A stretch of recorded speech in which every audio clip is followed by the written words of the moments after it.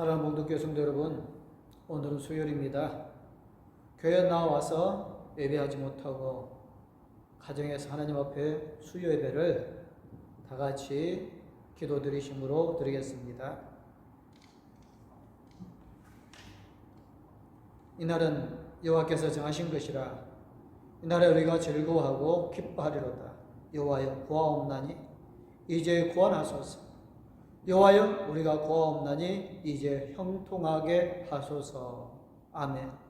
죄를 용서하여 주시고 영혼을 자유를 주시는 하나님 아버지, 하나님께서 축복하시기로 작정하신 모든 하루하루를 하나님의 백성을 부르시고 예비하게 하여 주심을 감사를 드립니다. 우리의 죄악을 물리치게 하여서 부단한 노력을 하였지만 만족함을 드러내지 못했음을 고백합니다. 이 예배를 통하여 하나님께서 무한한 영광을 받으시고 승리의 말씀으로 형통의 비결을 배우게 하여 주시옵소서. 예수님의 이름으로 기도드리옵나이다. 아멘. 오늘 우리에게 주시는 말씀은 요한복음 14장 1절에서 7절 말씀입니다.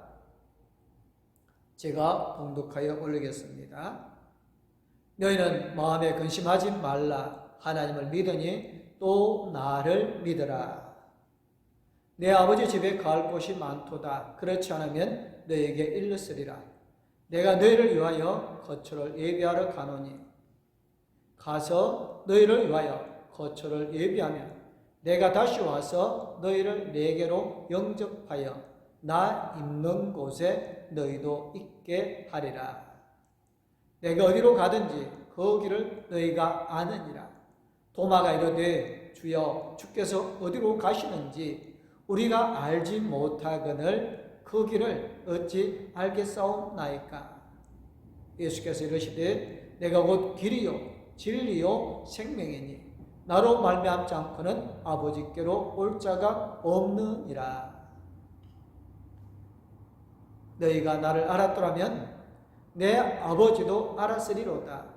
이제부터는 너희가 그를 알았고 또 보았느니라. 아멘. 길이요 진리요 생명이신 예수님이란 제목으로 말씀을 전하겠습니다. 이미 말씀드렸듯이 요한복음 13장에서 17장은 예수님이 십자가에 돌아가시기 전 마가의 다락방에 있었던 마지막 만찬 때 하실 말씀입니다. 일명 다락방 강화라고도 하죠. 요한복음 13장에서 예수님은 손수 제자들의 발을 씻기시고 여러 가지 중요한 말씀을 하셨습니다. 너희들 중에 한 사람이 나를 팔게 될 것이라고 말씀하셨고 내가 가는 곳에 너희도 올 수 없을 것이다며 자신의 부활 승천을 예고하셨습니다. 또 수제자 시몬 베드로가 자신을 3번 부인할 것임도 말씀하셨습니다. 제자들에게 이 모든 기쁘고 즐거운 소식이 아니라 슬픈 소식들입니다. 따라서 제자들은 너나 할 것 없이 걱정을 하고 있는 그런 분위기였습니다. 예수님을 팔게 될 가룟 유다와 부인하게 될 베드로를 생각해도 걱정이지만 그보다는 예수님이 자기들과 함께 계시지 않을 때에 자신들의 미래가 어찌 될 것인지가 더 걱정이 됐던 것입니다. 즉 예수님이 자기들의 곁을 떠나신 후에도 자기들은 세상에 남아 복음을 전해야 하고요. 또 복음을 전하면서 당하게 될 온갖 핍박과 환난을 생각하면 많이 걱정이 됐던 것입니다. 예수님은 제자들의 기분이 우울한 상태에 있음을 아시고 본문 1절을 통하여서 너희는 마음에 근심하지 말라. 하나님을 믿으니 또 나를 믿으라고 말씀하셨습니다. 제자들이 근심하게 된 근본적인 원인은 예수님께서 콕 집어서 말씀하신 것입니다. 여러분, 제자들이 걱정, 근심하게 된 근본적인 원인은 무엇입니까? 제자들이 예수님과 그를 보내신 하나님을 믿지 않기 때문에 그렇습니다. 제자들이 진정 예수님과 하나님을 믿었다면 당연히 그런 걱정은 하지 않았겠지요.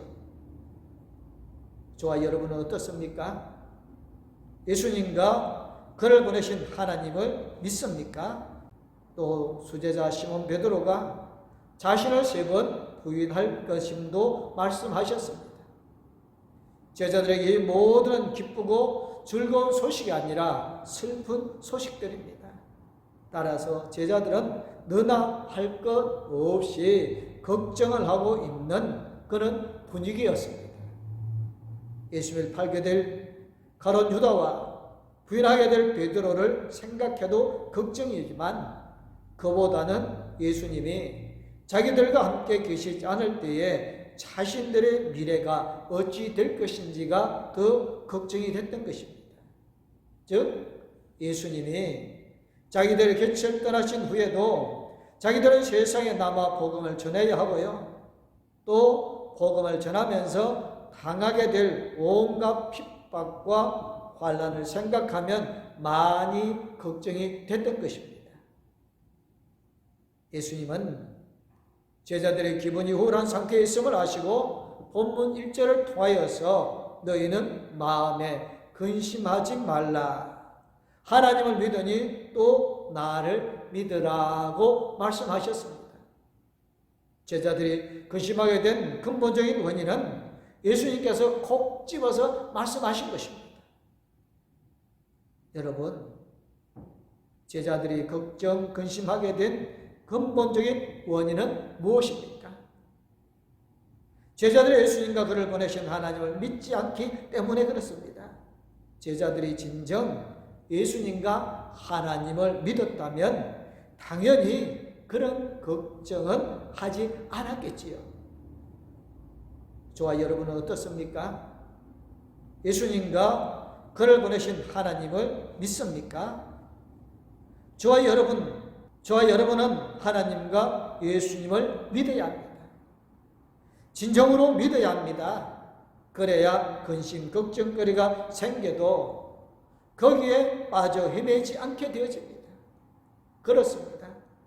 하나님과 예수님을 믿는 것만이 걱정하지 않는 유일한 방법입니다. 안타깝게도 제자들에게는 하나님과 예수님을 믿는 믿음이 없습니다.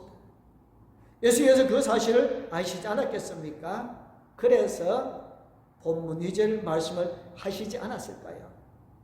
내 아버지 집에 거할 곳이 많도다. 그렇지 않으면 너희에게 일렀으리라.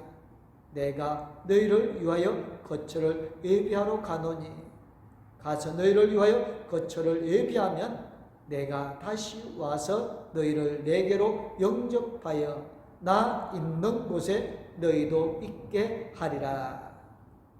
사실 이 말씀은 제자들을 당황스럽게 하는 면이 있습니다.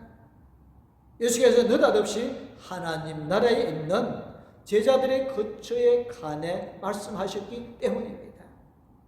믿음 있는 제자들이 계속 근심 걱정하고 있을 때에 대비해서 예수님은 제자들에게 힘과 용기를 주시기 위하여서 하나님 나라 거처에 관한 말씀을 하신 것입니다. 믿음이 없는 제자들이 계속 걱정, 근심하고 있을 때에 대비해서 예수님은 제자들에게 힘과 용기를 주시기 위하여서 하나님 나라 거처에 관한 말씀을 하실 것입니다. 하나님 나라에는 너희들이 거처할 곳이 많다는 것입니다. 내가 부활승천하는 것도 하나님 나라에 있는 너희 거처를 예비하기 위함이라는 것입니다. 내가 너희들의 거처를 예비하게 되면 어떻게 하시겠다고 하였습니까? 다시 와서 내가 너희를 영접하여 내 있는 곳에 있게 하겠다고 말씀하고 있습니다. 예수님은 하나의 진리를 발견하게 되어집니다. 예수님은 반드시 이 땅에 다시 오신다는 사실입니다. 예수께서 몸소 말씀하셨으므로 예수님은 이 땅에 꼭 다시 오실 것입니다. 저와 여러분은 예수님의 재림을 대망하는 성도로 살아가기 바랍니다. 그리고 비단 제자뿐이 되겠습니까? 예수님은 하나님께서 만세 전부터 택하신 사람들과 저와 여러분들을 위해서도 하나님 나라에 있는 거처를 예비해 주실 것입니다. 그 일을 위해 예수님은 십자가 근데 왜 지금은 예수님께서 제자들이 자기 가는 길을 알 것이라고 말씀합니까? 예수님의 반어적인 표현 때문입니다. 즉 예수님은 자신이 몸소 설명해 줬는데도 깨닫지 못하는 제자들의 영적 무지를 역설적인 표현하며 꾸짖을 것입니다. 게다가 본문 5절을 보면 십자가의 죽음과 부활과 승천을 말씀하셨습니다. 그러나 그 말씀을 잘 이해하는 제자들은 없었습니다. 그런데 왜 지금은 예수님께서 제자들이 자기 가는 길을 알 것이라고 말씀합니까? 예수님의 반어적인 표현 때문입니다. 즉 예수님은 자신이 몸소 설명해 줬는데도 깨닫지 못하는 제자들의 영적 무지를 역설적인 표현하며 꾸짖을 것입니다. 게다가 본문 5절을 보면 예수님께서 빗대어 말씀하시는 것까지 제자들은 이해하지 못합니다. 이번에는 도마가 나서서 예수님께 항변적으로 말하고 있습니다. 주여, 주께서 어디로 가시는지 우리가 알지 못하거늘 그 길을 어찌 알겠사옵나이까? 주께서 가시는 길을 우리가 무슨 수로 알 수 있단 말입니까? 도무지 알 수 없습니다라는 뜻으로 말한 것입니다. 도마가 나서기는 했지만 사실은 제자들 모두가 예수님이 빗대어 자기들을 꾸짖으시는 줄을 아무도 깨닫지 못하였습니다. 정말 제자들이 영적으로 둔감하고 무지하다는 사실을 알 수 있습니다. 결국 예수님은 본문 6절을 통해 예수님 자신이 어떤 존재인가를 말씀하고 되어집니다. 예수께서 이르시되 내가 곧 길이요 진리요 생명이니 나로 말미암지 않고는 아버지께로 올 자가 없느니라고 하셨지요.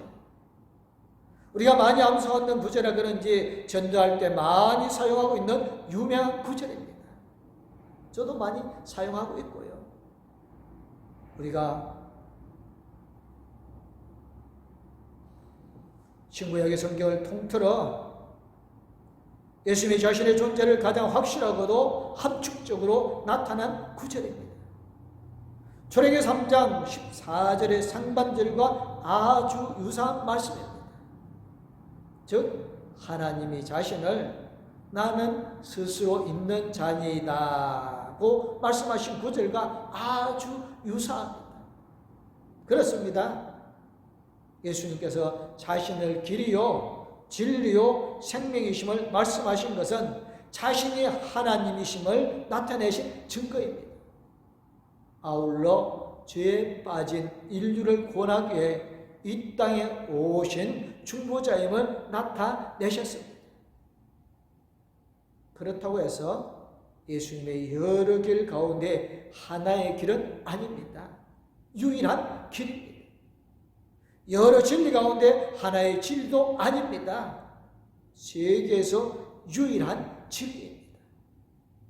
또 여러 생명 가운데 하나의 생명이 아니라 세상에서 유일무이한 생명입니다.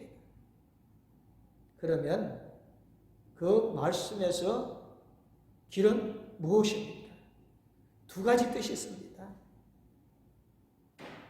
한 가지 뜻은 본문 4절과 5절에 있는 그 길과 같은 뜻입니다. 다시 말해 예수님은 구원에 이르는 유일한 길이라는 뜻입니다. 또 다른 한 가지는 예수님 자신이 유일한 길이라는 뜻입니다. 다시 말해 예수님은 사람들을 하나님께로 이끄시는 분이시고요. 사람들을 자신에게로 하시는 구원 그 자체이십니다. 그렇습니다. 예수 믿으면 누구든지 구원을 받을 수가 있습니다. 그런데 여러분, 예수를 믿게 하시는 이도 예수님이심을 믿어야 합니다. 예수 그리스도의 우리로 하여금 예수를 구세주로 믿도록 역사하시는 것입니다. 또 진리는 무엇입니까? 예수님은 거짓이 없고 참되다라는 단순한 그런 뜻이 아닙니다.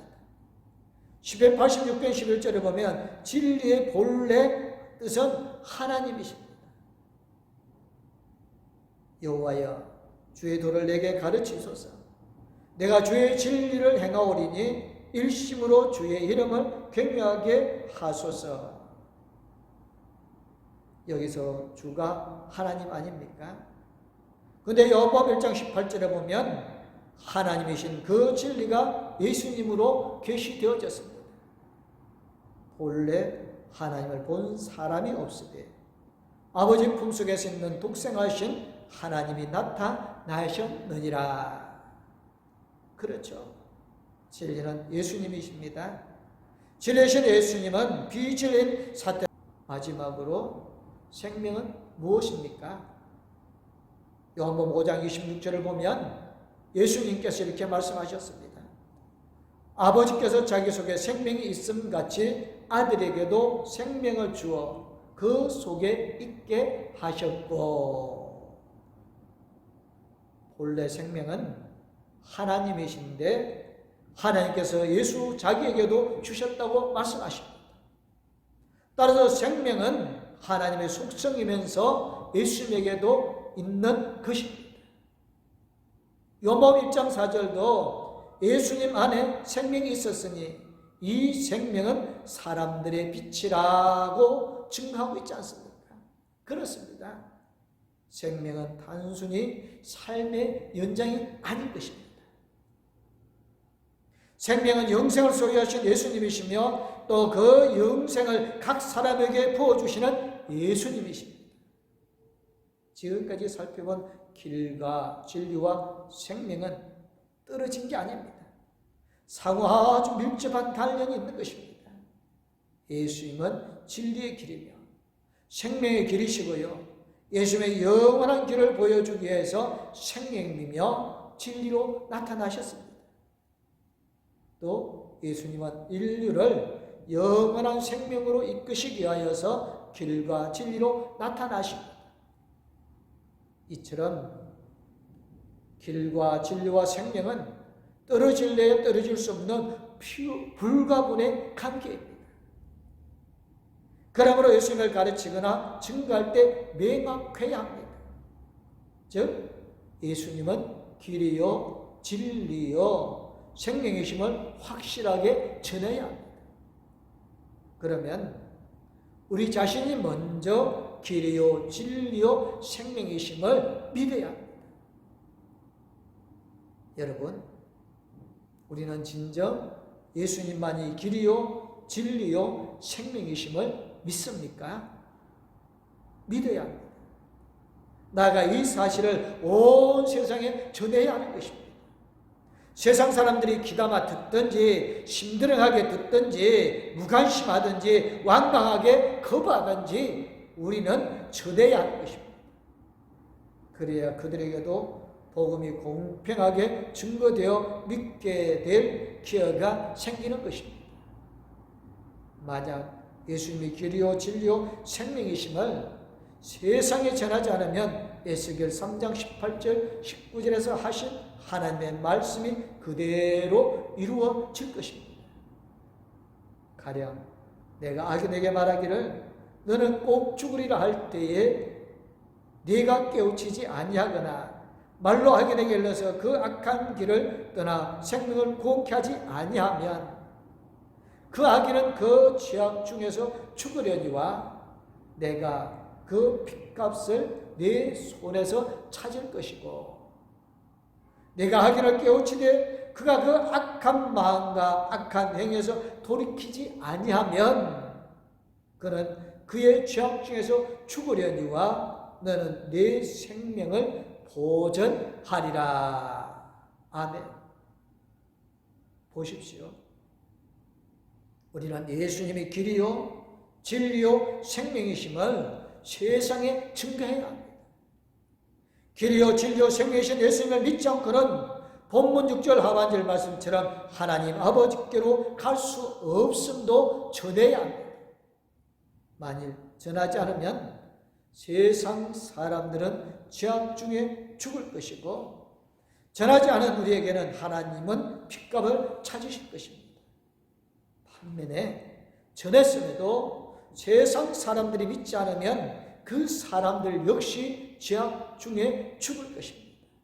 그러나 전한 우리는 생명을 보존하게 되는 것입니다. 과연 제자들은 예수님의 이 말씀을 이해했을까요? 본문 7절을 보면 본문 7절을 보면 예수님께서 제자들에게 이렇게 말씀하십니다. 너희가 나를 알았더라면 내 아버지께서 너희가 나를 알았더라면 내 아버지도 알았으리라. 이제부터는 너희가 그를 알았고 또 보았느니라. 무슨 뜻입니까? 예수님은 자신이 하나님을 계시하는 존재임을 분명히 하셨습니다. 다시 말해 예수 나를 본 사람은 하나님을 보았고 예수 나를 안 사람은 또한 하나님을 알았다고 말씀하고 있는 것입니다. 그럼에도 불구하고 지금까지도 제자들은 그 사실을 인식하지도 이해하지도 못하였습니다. 그러니 예수님께서 무슨 말씀을 하시건 제자들이 알아들었겠습니까? 그런데도 꾸짖지 않으시고 싫은 내색 한 번도 나타내지 않으시고 차근차근히 이해시키는 길이요 진리요 생명이신 예수님을 발견하게 되어집니다. 세상 어떤 신에게서 이러한 사랑과 자비와 긍휼과 은혜를 찾을 수 있단 말입니까? 저와 여러분 오늘 본문 말씀을 통하여서 길이요 진리요 생명이신 예수님을 만났습니다. 이 우리가 알고 있었다고 생각할지 모르지만 이 말씀은 영원하고도 유일한 진리입니다. 다시 한번 우리 심령과 뇌리에 새겨 길이요 진리요 생명이신 예수를 믿는 믿음을 소유하실 뿐 아니라 그 사실을 세상에 힘있게 증가하는 우리 모든 성도님들이 되어주시기를 주님의 이름으로 축원합니다. 아멘. 기도하겠습니다. 사랑의 하나님, 우리에게 길이요 진리요 생명이신 예수님을 만나게 해주시고 세상 사람들에게 전하게 해주심을 감사를 드립니다. 한국에 코로나19로 말미암아 혼미한 중에 있습니다. 그 중심에 신천지라는 이단이 있습니다. 그들은 진리가 아닌 것에도 저렇게 열심히 전하여서 문제를 일으켰는데 우리는 진리이신 예수님을 제대로 전하지 못하였음을 용서하여 주시옵소서. 이제는 저 이단을 물러가게 해주시고 이제는 오직 하나님의 구원의 진리만이 세상에 전파되어지게 하여 주실 줄 믿습니다. 하나님 본도교회 모든 성도님들 더욱 하나님께서 능력과 사랑과 은혜 가운데 가게 해 주시고 하나님의 영광을 드러내게 해 주실 줄로 믿사옵고 죄에서 건져 구원하여 주시고 이루와 소망 기쁨을 더해 주신 우리 주 예수 그리스도 이름으로 기도드리옵나이다. 아멘. 이제는 우리에게 새 생명을 주신 우리 주 예수 그리스도님 영원토록 함께해 주시는 하나님의 그 큰 사랑입니다. 우리 나아갈 길을 인도해 주시고 통행하여 주신 성령님의 감화 감동 위로 교통 충만하신 오직 길과 진리와 생명 가운데 있기를 원하는 봉동교회 모든 성도님들과 가족들에게 이제부터 영원토록 함께하옵기를 간절히 축원하옵나이다. 아멘.